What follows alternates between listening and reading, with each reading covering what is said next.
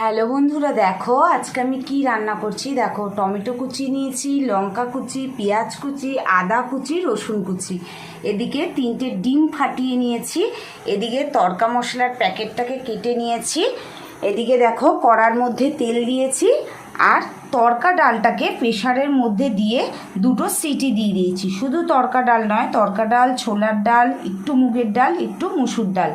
এবার আমি তড়কাটা রান্না করব। কড়াতে তেল দিয়ে দিয়েছি, তেলটা গরম হয়ে গেছে। এবার আমি পেঁয়াজ, আদা, রসুন কুচিগুলো দিয়ে দেব।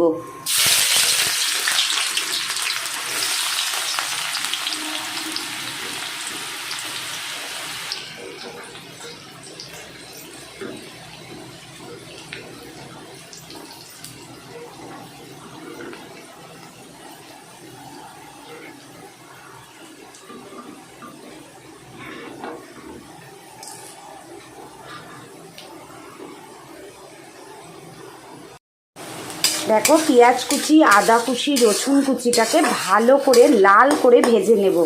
তারপরে টমেটো কুচি আর লঙ্কা কুচিটা দেব।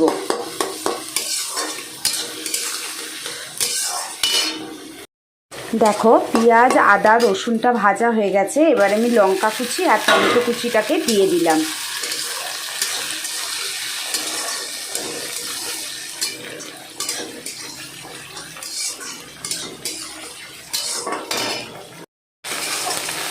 দেখো, টমেটো লঙ্কাটাও ভাজা হয়ে গেছে। এবার আমি হলুদ দিয়ে দিচ্ছি, পরিমাণ মতো হলুদ দিলাম, আর একটু কাশ্মীরি মির্চি দিচ্ছি।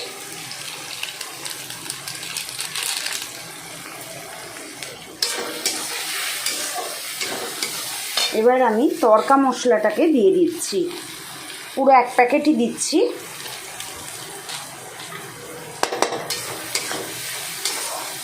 আর ডালটা একটু নুন দিয়েই সিদ্ধ করেছি, তাই পরে লাস্টে নামানোর আগে নুনের স্বাদটা দেখে নেব। এবার দেখো, যে ফাটিয়ে রাখা ডিমটা দিয়ে দিলাম।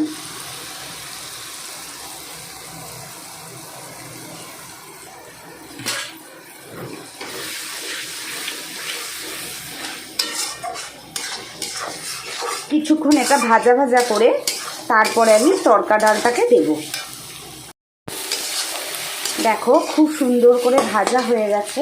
এবার আমি তড়কা ডালটাকে দিয়ে দিচ্ছি।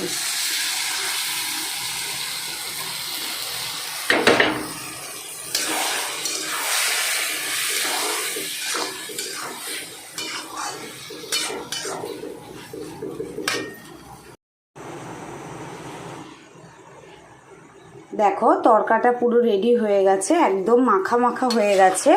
এবার আমি গ্যাসটা অফ করে দিয়েছি, তড়কা পুরো রেডি। ভিডিওটা যদি আপনাদের ভালো লেগে থাকে অবশ্যই একটু সাবস্ক্রাইব করবেন,